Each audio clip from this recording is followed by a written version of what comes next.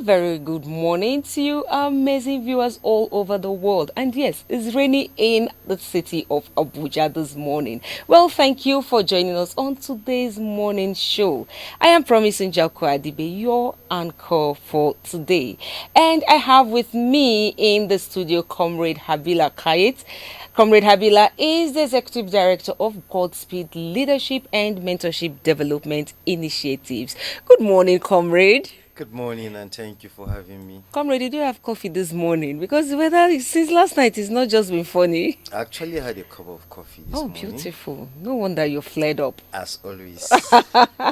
Thank you for joining us. Thank you. Well, then, much later, we're going to have someone else join us in the person of Mr. George Olugbenga. When he comes in, of course, we'll introduce him.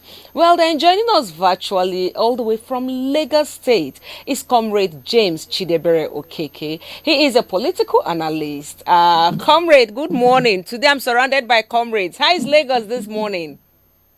Lagos is pretty fine. Good morning and thanks for having me. Thank you. Is it raining over there in Lagos like here in Abuja? No, the weather is cloudy. Yeah, Okay. but it's not raining. Okay.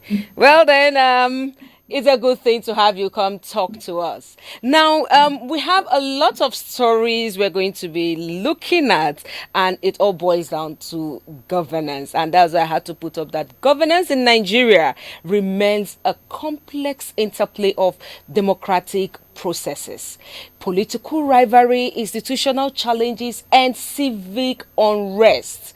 While the country operates under a constitutional democracy, recent developments have raised very serious concerns about the state of political tolerance.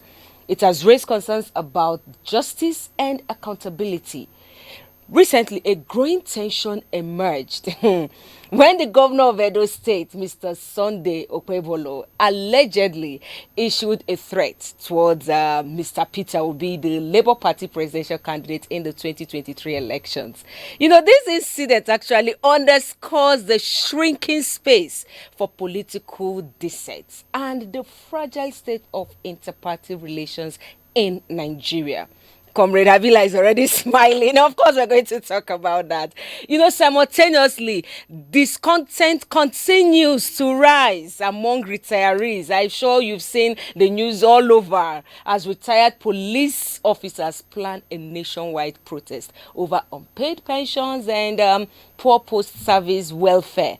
The agitation actually reflects a broader failure of governance, to ensure social justice and fulfill basic obligations to those who served the nation. And they served the nation with all their hearts. It's quite unfortunate. I'm sure if other arms of retirees come out, we'll definitely hear their own stories. Right now is the police that is in the spotlight. Now, away from that, in the legislative arm, the Nigerian Senate is also under scrutiny, even from us at ACNN. After it asked Senator Natasha Akpoti-Uduaghan not to resume her duties yet, despite the judgment of the court. Now, this brings up the question, where is the respect for the rule of law within the Senate itself? Where are all the questions coming out from? Why are they giving us reasons to doubt them? Now, all these issues reflect deeper governance concerns, calling for very urgent reforms, respect for democratic values, and stronger institutional integrity to preserve Nigeria's fragile democracy. Now, I know we all are so eager to lend our voices to the trending issues, but before we do that, let's quickly take a look at some newspaper headlines, that came in early. I'll quickly look at the Vanguard.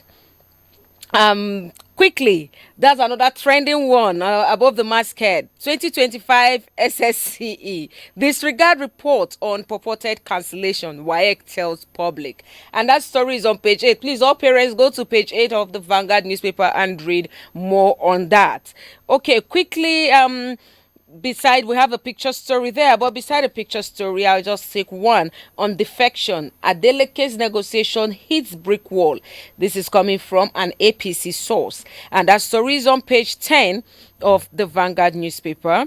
And the last I'm going to take on the Vanguard is the lead story there. Why Obi Erufai are yet to join ADC. This is coming from Bolaji Abdullahi, and that story is on page 5. Now, I have some kickers there, but let me just take one. No ADC leader can inherit Buhari's 12 million block votes. This is coming from Okechukwu. And then another kicker there says, Omo Agege has no plan to leave APC, but there's a but there, and it's coming from Ayiri Imami. Go to page 5 of the Vanguard and read more on that, and don't forget to look at the comic section, Mr. and Mrs. Quickly, let's look at the Punch newspaper. Quickly, the Punch newspaper. Above the masthead there, Okpebolo slams Obi as Edo movement ban ignites backlash. Okay, page 24 of the Punch newspaper tells you more of that. And you see another story there. Nigerians spent over $3.6 billion annually on foreign health care under Buhari. Wow. Big wow. Well, that story is on page 31 of the Punch newspaper, and below the picture story there on NAS showdown, Senate draws battle lines over Natasha's return. This Natasha, calm down now. Okay, that story is on page 8 of the Punch newspaper, and the lead story there, the lead story on race to 2027, PDP's flag bearer battle begins after Atiku's exit. And we have some kickers there. Zoning consensus strategy top Thursday's PDP's neck agenda. And you also have Makinde Bala I ticket. Okay, this story you find on page 2 of the Punch newspaper. Well, this is where we're going to put the newspaper headlines on hold. So viewers, feel free to join the conversation by calling the number showing on your screen. Now, if you can't call us, please send us your comments via any of our social media platforms also showing on your screen. We always want to hear from you. So let's start this conversation with, these trending stories. We've seen the SAN, Falana comes out to tell the governor of Edo State, Governor Kwebolo, withdraw that threat and apologize to Peter Obi. Okay, so that is from Falana. Then ADC reacts strongly to Okwebolo's threat to Peter Obi. We've seen Nigerians also react, but then there's something else that caught my attention. In as much as Governor Kwebolo have said his comment on Peter Obi was strictly about protocol, that was his, side of the story. But then the Edo APC chairman now said something very strong. He said Peter Obi cannot come to Edo State without permission because of the intense hatred many of us have for him. We have the video. It's been circulating all over social media. So let me start with you, comrade, here in the studio. I know I have two comrades. What's your take on this whole drama? Okwebolo coming to say, don't you watched the video? He gave he's coming to give, and he said he doesn't have money, he doesn't give shishi and all of that, and said don't try it. Looking at what happened in Benue too, are we seeing a pattern beginning to form? Okay, thank you very much. Mr. Peter Obi have created a reputation for himself. He has demonstrated over time that he is consistent and that he is driven by purpose. Mm-hmm. A lot of Nigerians have seen the consistency with Mr. Peter Obi and have decided not to follow his political party but follow him as a person. Mm-hmm. Now, Mr. Peter Obi in the 2023 election was bigger than the Labour Party. because all the attention the Labour Party got was courtesy Mr. Peter Obi. Oh, yes. Now, for politicians who have seen how vast and how accepted Mr. Peter Obi has become over in the entire country, everywhere in the country, he get that acceptance. So it is one fear of the obedience movement, because he has created like a trademark for himself. If Mr. Peter Obi eventually gets to Edo, where they are anticipating a by-election, so certainly he's going to change the decision of a lot of people going forward.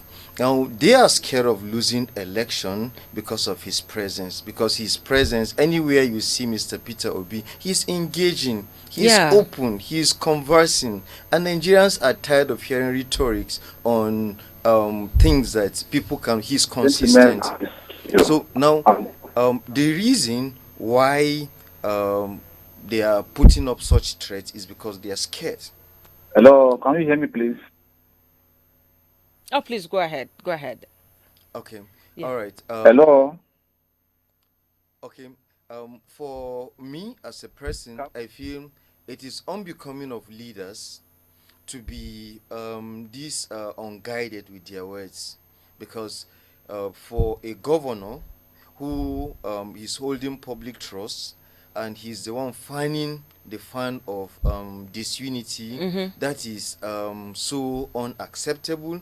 And for the leader of the APC to also collaborate with what the governor is saying, that is to say, they are one, challenging our constitution that guarantees freedom of movement and association. Secondly, the threat to Mr. Peter Obi's life is actually a violation of his fundamental human right. So just like the senior advocate of Nigeria, Mr. Femi Falana, have rightly said that he should file a suit reclaiming the violation of his fundamental human right. Fairly suit in which of the courts in Nigeria? But then, I as much as okay, viewers, I'll come to you now. But let me before I let you go, comrade. You know what this man said, the Edo APC chairman. You know, he was so relaxed saying it because of the intense hatred they have for him. Do you think Mr. Peter Obi should be scared? Looking at the fact that these people are no longer hiding their hatred, they are now, saying it on social media, saying it in the media. Do you think he should be scared? You see, the fact is Mr. Peter Obi should be scared, and also our institutions should hide their faces in shame, because if someone who is not under any immunity will openly say such a word, thing, openly, and we have institutions that are in charge of controlling, regulating peace and order, and by now he should have been charged to court. Agreed. For saying that he is not under any immunity, and even if you're under immunity, the constitution is bigger than your immunity. So I feel strongly that Mr. Peter Obi should not take this lightly, and the obedience movement should also advise him accordingly. It is not time for us to take the laws into our hands, but there are appropriate orders where we can channel these grievances. Like Mr. Femi Falana rightly said, yes, you might argue that some cases where the court have not lived up to its responsibility, but filing this suit shows that there's a precedence of documentation of threats, to his life and his movement. Okay, well spoken. Viewers, I'm sure you want to contribute to this conversation, so feel free to call in the number showing on your screen. But then, in ACNNTV, we say it the way it is. We don't concoct stories. So for those who would want to come to defend this and said, oh, the governor did not say it, please watch this video and, see for yourself.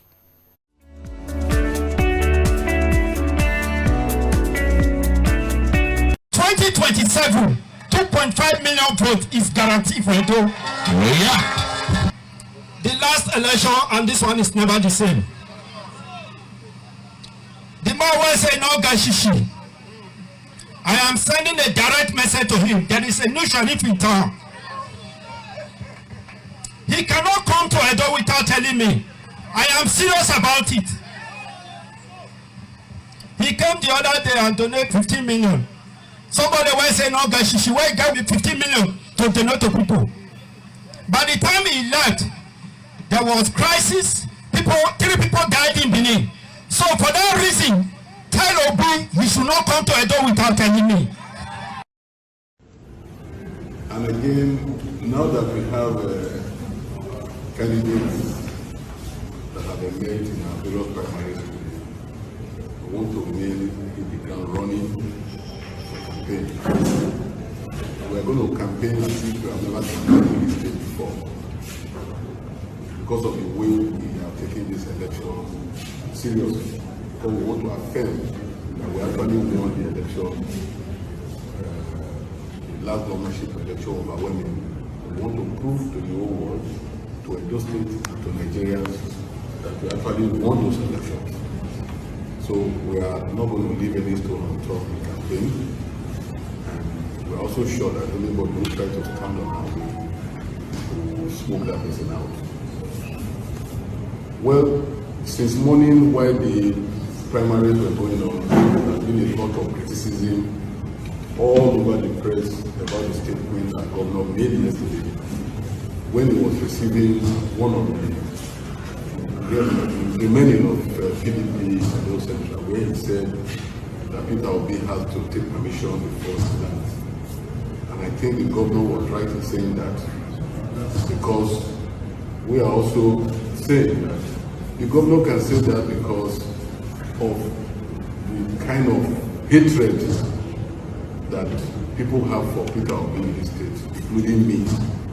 And when you have people, so many of us that have such hatred for people like that, especially when they came to Edo State and people died, it is proper for him to tell the governor before he will come, so that people like us will be sent on errand out of Edo before he can come and possibly go.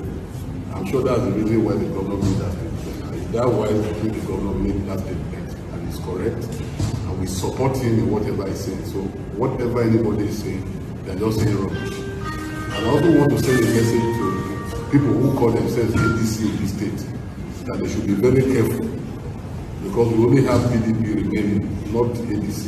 So if you want to identify with ADC, you have to leave and do for us. That is my message to all of them.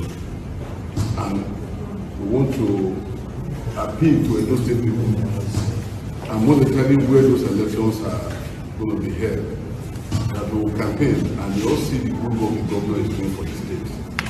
And to be able to tap into that, they have to also ensure that they vote, so that we can have one who, while the federal legislators are working in the federal to attract things to the state, the governor will also be working with that synergy. Their various constituencies will benefit more from government.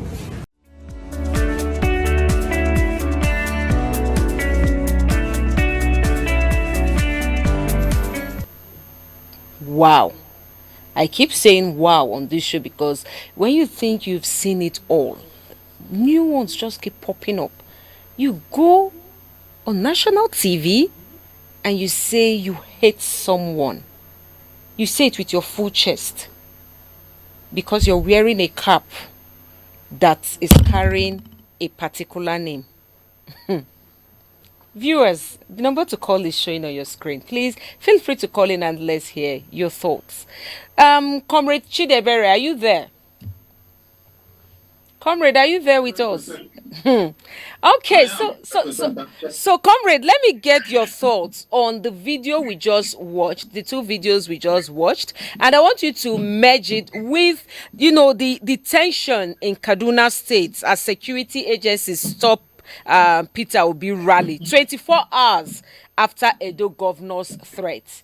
What are we seeing playing out? Mr. Obi is no longer the governor of Anambra State. He's no longer holding any political power per se. But why is his presence a threat? What do you see playing out? They are afraid of the person who was able to defeat a party in power without structure. That is the only thing you are seeing there. They are afraid of the man who was able to tell Nigerians what they want to hear. The man who Nigerians are following. All these people you see wagging their mouth, they are all politicians who are only trying to impress their paymaster. But it's unfortunate that there are all some of them, like the governor who is holding a key position in the state as the chief security officer of the state. He is the person threatening violence. Imagine the key chief security officer of the state, this person whom the padlock has been locked, and the key is handed over to is now the person who is trying to unleash mayhem, threatening violence. The APC chairman too is now recalling it, and unfortunately you will see nothing will happen after all these threats. Nothing absolutely will happen after all these threats, simply because they belong to the ruling party. It's quite unfortunate. The situation is quite appalling that Nigerians can no longer, affiliate or express their themselves in a country they call their own and still be free. People can no longer identify with political parties they want to. Imagine the APC chairman is telling people it is only PDP that you want to tolerate in this state. If you want to join APC, then you leave this state. Unfortunately, this is the level where we have we have slided into. The lowest ebb. Who is this? The system should be intolerant of these people. Unfortunately, they are the people who are even dictating the pace. That is the problem with the system. The people who are running the system down are the people the system is tolerating. While the real Democrats, the people who want the country to grow, are the people who the system is disseminating, sidelining, trying to kill. It's quite unfortunate. If in saner crimes, these people should be cooling off somewhere in correctional centers. You can't have somebody who is supposed to be organized and disorganized and you tell me this person is okay. They first of all need psychiatric evaluation. We need to establish whether they are okay mentally. Before this should be one of the things Nigerians should verify before positions are handed over to people. People should be evaluated mentally so that we know that we are not working with people who are not mentally okay. You can't tell me that somebody who is supposed to be championing peace is the person setting fire, is the person making trouble, and you tell me the person is balanced. Okay. I think this is what I have. This is my take on this particular issue. We should cross-examine people who hand over some certain sensitive positions before they are handed over to them. But the law enforcement should take this up.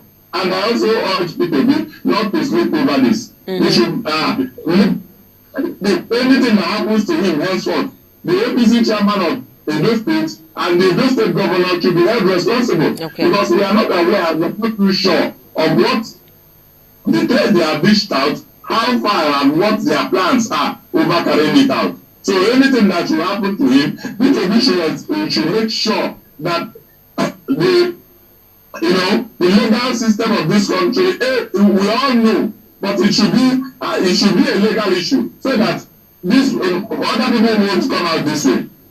Okay. Learn their lessons. Thank you. Thank you very much, Comrade Chidebere. You know, this brings to mind what happened in Edo State. Between the governor, who is also a reverend father from the same denomination with Mr. Peter Obi, and now we're seeing it happening in Edo State. I don't know if the other states are still going to take a cue and then prevent it, but then I see it as his fundamental human right to move as a citizen. He's not. That's why I emphasize that he's not a governor. He's not holding any key position in the government right now. So he's a citizen. He has a right to move.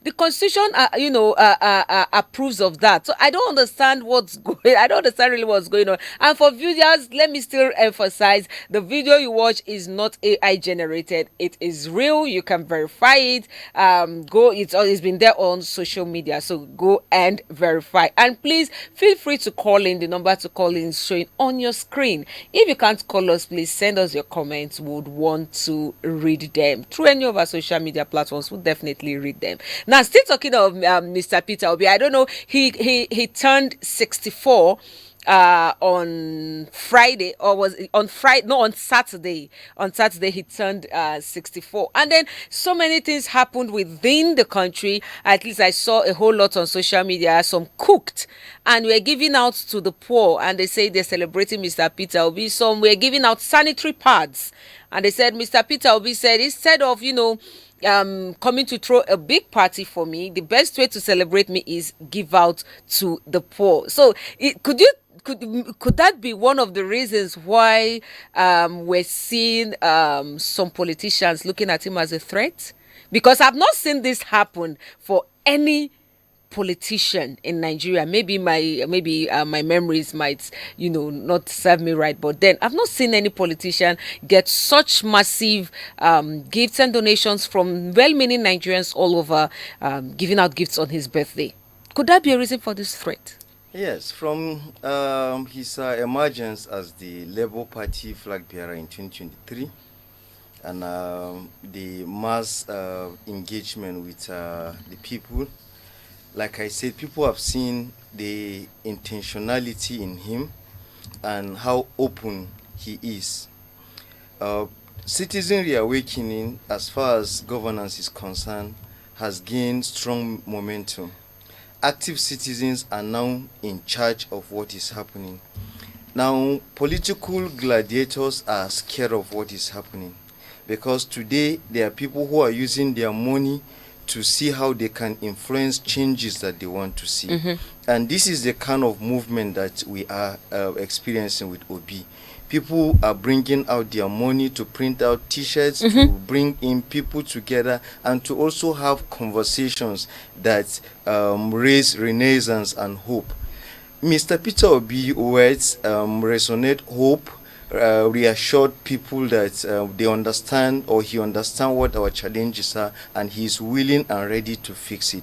Now, the level of followership is a threat to even all the gladiators in the system. Now, what would they try, or what are they trying to do? It is the search for the soul for the 2027 election. This is what. But we're still in 2025. It doesn't really matter. The citizens know what they want, and with the active engagement from citizens now, spending their hard-earned money in this hard economy to see that they do something, to celebrate a man who has distinguished himself. A lot is left to be desired from what citizens have experienced in the hands of the politicians in the past. This is a ray of hope. Citizens have seen hope. So we'll see more of that. So Mr. Peter Obi, I'll congratulate him for celebrating 64th birthday. And this is not the end of good things to come. He has set in the pace, and citizens are okay with him. So other contenders for whichever position Mr. Peter Obi is contesting for, they should learn to engage the citizens, because he did not force anybody to do anything for him. Yeah, exactly. When citizens see your intention and are okay with what you are doing, they bring out resources to support you. So he's enjoying his good deeds. That's a good one. That's a good one. Viewers, I will always say, please feel free to call in. Lend your voice to what we are discussing. The number to call is showing on your screen, or you can send us your comments through any of our social media handles, also showing on your screen. Comrade Chidebere. I'm here. I can hear you. Okay, so did you do any giveaway to celebrate Mr. Obi's 64th birthday? Yes, I did. Oh! I joined the rally. Oh my goodness. I was thinking you did a giveaway and you didn't send to ACNNTV. Comrade Avila is laughing. So I was wondering where's our own rice and chicken, but then it is a good thing. It is a good thing. Now, still talking on Mr. Peter Obi. If you read his birthday message where he posted that it bleeds his heart, the hardship in the country, and why Nigerians should have more empathy. I now want to talk about the protests. Earlier when we started, I talked about the retired police that is planning a protest. So I want to get your thoughts with regards to that, because the nationwide protest, the police, retired police are saying they are tired of failed promises from the government. And on the other hand, it's as if what Mr. Peter Obi is saying is resonating with them. So let's look at that protest. What's your take on that? And then also react to the nationwide protest by the health sector, because they are also saying the federal government is unresponsive to their demands. So we now have they are going on strike. The health sector is going on strike, while the retired police are going on protest. So these two are also having almost the same challenge. The health sector is saying the government is unresponsive. The retired police is saying they are tired of failed promises. Let me get your reaction quickly to that. Please, join me in laughing first. Why should I laugh? When Nigerians say they are hungry, they have police in active service. They will engage them with canisters, gun, bullets, kill people. When they retire, they start crying about being forgotten. Is this not stupidity? Comrade, have a little empathy. Have a little empathy. See, when they need to empathize with themselves before somebody can join them. See, you can't eat your cake and want to have it. This is what we are talking about. When Nigerians want to engage the government, you leave the road. Just join them, protect them, show solidarity. Your duty is to make sure that there is no anarchy, that the protest is not hijacked, that it ends. The set purpose is what is being targeted to achieve, and not using that situation or that opportunity to descend to anarchy. But the reverse is the case. People want to come out, you brutalize them, you warn them, sometimes without warning, people are arrested, detained for 90 days, that as long as, and at the end of the day, after muzzling these people down, you think the same government you are trying to protect their interests will recognize you and treat you well. No. I think after feeling this pain, maybe when they come out to protest, their fellow policemen who are still in active service will brutalize them. I think this will still send a shocking message to some of them who are in active service to change their orientation, change their thinking, understand that first of all, the citizens first, not the politicians first. Okay. Because this brute force they use on Nigerians is just the command they are doing that is being discharged to them that they are executing, forgetting that it is the citizens who own the country and not the politicians. Okay, thank you. I am personally want to watch what will happen when this protest kicks out. At least whatever happens should now be maybe a lesson to them. If these people kick them with the same brute force they use on Nigerians, then it will send a message to the ones in active service. If they allow them to do their protest peacefully, because here in Lagos, I think the CPO is already telling them take a head count. Anybody who misses that head count, now you know what follows. So they are still being muzzled down. So I think I want to watch where it ends. Okay. And that should be a warning to those in active service. Okay. The system is not you friendly either. It is all of us are in it. So, Okay. do your job. Nobody is saying the police should not discharge his duty. Do it effectively. Do it with due diligence. Do what the job dictates you to do, not what the politician has ordered you to do. Okay. Not what the politician has said you must do for me. No. So I think the day any time we decide to fix the system, this police should be actively involved, because you can't have somebody who is having a live bullet against somebody who is not having it, and they are the ones having the live bullet are destroying it, and they tell me things will work. So let us watch. For me, let us watch what happens. Okay. Then on the side of the doctor, it is still the same collapse on the system. That is still, all these things are collapse on the part of the system we are in. So until it is fixed, everybody will start enjoying it. The nose is bleeding simply because the eyes are wet. Very simple. Okay. Thank you. Thank you, comrade. But that your laughter earlier was not funny. You should have a little bit of empathy. Not all of them are bad. We still have some good people. You know, at a point I was asking myself, violence, is that you? You know when you have 80% bad people and 20% good people for instance, Okay. it will be difficult for you to find out the 20%. Okay, thank you, comrade. Comrade, shield your sword. Thank you very much. Now let me come to you, Comrade Abila. You know, when we are talking about police, retired police protest, I remember that I saw some headlines here on the June 21 protest, which is supposed to be today. Lagos Police Commissioner orders mandatory head count. Officers to report for physical roll call, he said, by 6 a.m. Now, there's another headlines on the leaked memo. FCT Police Command restricts officers to barracks over July 21st protest. Warns against public statements over pension scheme. Now, let me take the third one. The third one says, Nigerian Police Service Commission condemns planned June 21 protest by retired officers, calls it ill-timed divisionary. So let me get your take on the protest by the retired police and also on the strike by our health sector. Okay.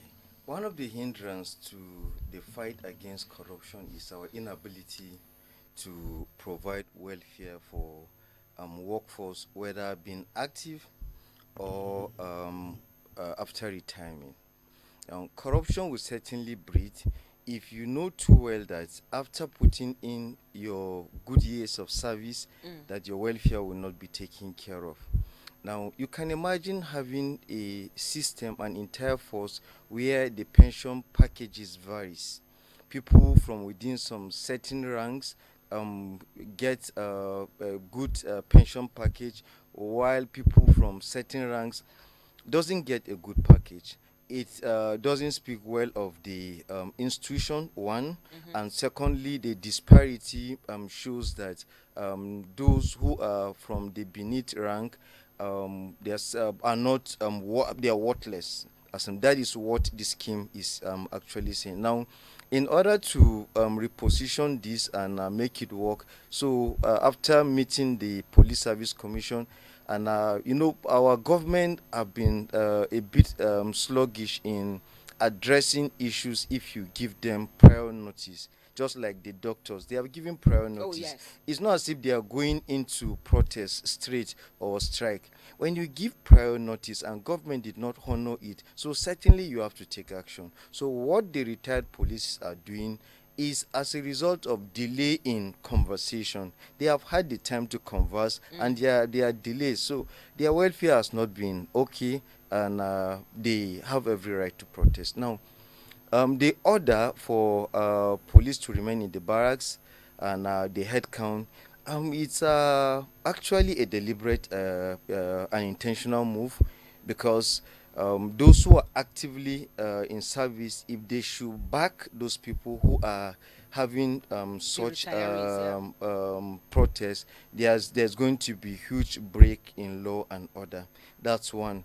Secondly, the workforce at hand might not be able to contend with what these retired personnel who have been trained, who have also been part of the system, who understand the system. So by and large, the order is just to weaken the strength of those protesters so that they can be able to manage the protest. If you allow those actively in service, because what is befalling those people that retired is awaiting those people who are in service if nothing is being done. Agreed. You can imagine you taking a peanut at the end of the month after retirement. When you are serving, you get reasonable amount of money to catch up for your needs, and so you should earn more after retirement. No, you know the annoying part is I think some have already even given up on their pension and gratuity. My father is one. He's not a policeman, please. It's not like being a police is a bad thing, but then I'm not talking about just the police. My father retired since 2013. He has not been paid his gratuity. His pension doesn't come as at when due. So we, his children, took it upon ourselves to pay him his pension every month. It's not supposed to be so for someone who has put in 35 years into service, and I'm sure some other people are going through the same. That's why earlier I said if we open up and see what other people are going through, you find out that it's not just the police that should even go on protest. So it breaks the heart that people that work hard, like the Nigerian police and others, they work hard and they are being paid peanuts as their pension and gratuity. But you find that politicians. Have you seen what a retired governor takes home every month? Have you seen the benefits? For him and his entire generation, they're not going to ever poor. Yet they are being paid with taxpayers' money. It is not a job. You are there to serve the people. How come you're getting fatter on the sweat of the people you are meant to serve? And they go talk on top, you go there, flog them. You say, may they no cry. Our government, you can do better. Please, look at the plight of retirees, our pensioners. Please look at their plight and do the needful before it is too late. It might get to a point where this protest might go out of hand. It might not just be the Nigerian police that will be protesting. It should be every other person out there. And imagine if we, their children, decide to join the protest. How many people will you kill? How can you contain it? How many will you detain? Let's make hay where the sun still shines. Well then, you see, in other climes, retirees and our senior citizens are given first-hand treatment. Oh yes. If you're about taking a bus or a train, they allow retirees and senior citizens to have that VIP treatment. So when they acknowledge what you have done with your youthful age, and at retirement you are given all the necessary accolades that is deserving you walk with pride that you have served a nation and you have served people. Very true. I've just been told Comrade Chidebere, aka Violence, wants to say something. Don't mind me, I'm the one that gave you the aka. So let's hear your thoughts on this quickly. Comrade, can you unmute your mic? Yeah. Where do you want me to comment on, please? Okay, comrade, hold your thoughts. Just hold your thoughts. Okay, so let me read out these two headlines. We're going to talk about Natasha shortly, but then something caught my attention on it, and I don't want to let it slide, even if it's just for a minute. Let's talk about it. The president, Bola Ahmed Tinubu, have come out to say Nigeria's history wouldn't have been complete if he had lost in 2023. That is his comment. And then we have ADC questioning him. Where is the 24/7 electricity you promised Nigerians? So let's merge these two quickly. Let me get your reaction before we take our last story. Yeah. First of all, when you talk about Nigeria's history not being complete without Tinubu's victory in 2023 polls, first of all, it is obvious that there was victory is not something one person decides. His victory was not decided by the INEC chairman. That one is open, is everywhere. Now, but that is not the case here. When you talk about history, there is nobody whose name is history. If the actual winner of that election was announced, that is history. If the June 12, for instance, if Abiola was also the president. That is history. We record what happens as history, not just what we wish they will happen. Okay. So in Tinubu's wouldn't have been a different thing. Nigeria's history will be complete without anybody in the picture. Nigeria is a country of people of over 200 and something million, and one person is saying without him, Nigeria's history will not be complete. It's okay. You can actually say if you are removed in the picture, one person is gone, but that does not make the Nigeria's record, the provincial record of the Nigerian system, incomplete. It was not anybody's birthright. The point where he said is his turn does not mean originally there is anything like turn in our constitution. No, it's just a political jargon that later manifested. Okay. Let me hold you. Let me hold your thoughts on that. Let me hear from Comrade Abila here. The president have said Nigeria's history would have been complete if he hadn't won 2023 election. So I want you to react to that as quickly as possible, as well as the electricity that he promised Nigerians, 24 hours electricity. And I have a whole lot I wanted us to talk about, but time is not on our side. So let me get your reaction on this too quickly. All right. First, I'll start with the electricity promised by the president. I read through his manifesto before election, and the promises were broad. It reflects hope reading those promises. Unfortunately, 2 years plus now, we have experienced about 12 collapse of the national grid, and the meter the government promised to install, that we are not going to be having this general billing and all of that.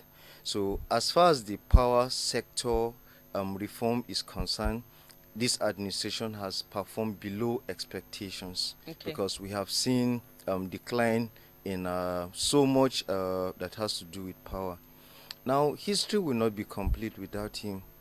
Of course, at one point or the other, you can hit your chest and tell yourself that I have done good. So the president might have his reasons to say. So if he hadn't won 2023 election, the thing is, whatever it is, Nigerians are the custodians of history. We know who we keep in the good side of history. Of course, it is history. Whether good or bad, it is history. So he was right.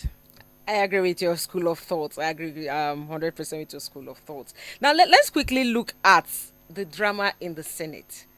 In my opening, I talked about it. The court gave a judgment, and then we still have the Senate saying to Senator Natasha, stay away from proceedings. You can't resume yet. Let me take your thoughts on that, comrade. And I hope we have more time. Let's talk about one more thing. First, I cherish the doggedness of Senator Natasha. She has not been moved by the drama and all the happenings around. I watched the empowerment program that she had over the week, and that was strong. While being on the sideline, she did not abdicate her responsibilities. Oh yes. So she is keeping up to a tap. Now, again, she's setting a new precedence that you can challenge authority and still be come out victorious. Yeah. Now, for what she has done over time, I don't think if there is anybody in the history of this country that has challenged the institution. So it is good to challenge the institution. As far as the court verdict is concerned, and the interpretation of the court verdict, both institutions and the lawyers have a way of interpreting judgment. So for her, she has been given an express permission to, they have been given a standing order to the Senate to absorb her back.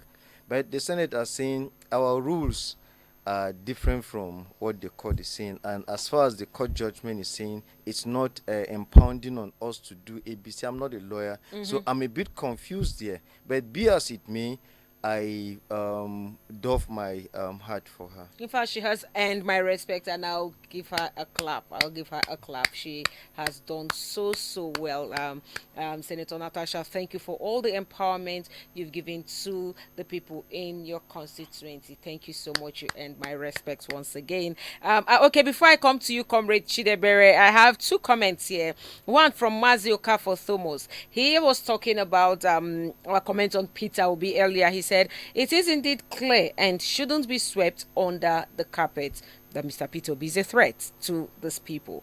And then we have another one from Mr. Tamuno Victor. He said they all should be afraid. We need a better Nigeria. Thank you, viewers. Please keep the comments coming in. Okay, comrade, let me get your thoughts on Natasha, the drama in the Senate. Natasha and the Senate saying she shouldn't resume her duties yet despite the court's verdict. Flagrantly disobeying the laws of the judgment of a competent court of law, then there is something to worry about. There is really something to worry about. In law, when there is a dispute between a section and the constitution or a competent judgment, then the judgment also ought to take precedence. That is what it's supposed to be. But in this case, the Senate is trying to be a judge in their own case. Why did you even if the court is no longer the final arbiter, why was that system instituted in the first place? Why did you partake in the process? If the Senate cannot be sued, then why was it entertained in the court of law? So let us see what plays out. If she will be protected by the laws of the land and the constitution when she resumes her constitutional duty as she has been allowed to do by law, then but let us watch what happens. It will also still further expose the decay in the system if the side of it happens. But let us watch. There is no comment. They are only threatening threatening her to stay off the system, but we are still watching until they now commit the blunder. That is when you have said when you say this is what they have done. But for now, they've done nothing, only threatening. And let us watch where that threat leads to. Okay. Thank you. Okay, thank you very much. So let me get your last words in less than 40 seconds. University of Maiduguri alumni students reject renaming of the institution after Buhari. Let's end with that. I want to get your last thoughts on that quickly, please. And that should be your last words. Those should be your last words to us. A very big institution like that of Unimed shouldn't have been renamed after Buhari. You should have taken it to. There is one university in Daura also that is being renamed after Buhari or something. So multiplicity of renaming universities after Buhari. One, Buhari is not an academician. Two, Buhari has not done anything great for Nigerians to deserve all those accolades. I think the state university in his own area should have been best or better renamed, not a federal university. That is my own take. I think it's just a right step, but in the very wrong direction. Thank you, and God bless Nigerians. Thank you, Comrade Chidebere, aka Violence. Okay, let me hear you, Comrade Havila. Your last words with regards to this. Okay. First, it is not a bad thing to immortalize someone. And in immortalizing someone, it is very objective for you to look at what that person have done so far to pitch in the honor you are giving him to something that he owns credit to. The former president was a military man, and we have a military university in Wukari. Okay. And for instituting the university in Daura, the Federal University of Transport in Daura, it's also another great step. I feel all we just need to do is to honor people where they fit in. If you generalize honoring people, it makes it uninterested. So you look at where people have been excellent in their service to humanity, and And you honor accord them. that Yeah. honor in that area. Okay, well spoken, well spoken. I don't know if I'm the only one that had fun on today's program of Now Streaming. So thank you very much, Comrade Avila. Thank Thank you you. for coming to talk to us. Thank you. Your view has been so robust and objective. We truly appreciate. Thank And you. to Comrade Chidebere, thank you very much for always availing yourself whenever we call you. Your review also has also been very, very epic. Even though you still have that that taste of violence. I'm not saying violence. I'm saying violence. The V. So maybe I don't know. A lot of us are looking up to. But then, thank you very much, Comrade Chidebere, and please stay safe over there in Lagos. And to our viewers, thank you for joining us on today's Now Streaming show. Indeed, a lot have been said, and it is only wise for us to do the right thing at the right time to avoid had I known. So, until we come your way again, same time, same station tomorrow, please stay safe. Oh, and before I go, thank you to those at the back doing behind the scene doing the big job. Mr. Godsent, Mrs. Adeze, Mr. Ebuka, and whoever is there. Thank you so much for making this program run seamlessly. Thank you. I am Promise Njokwadibe. Have a great week ahead.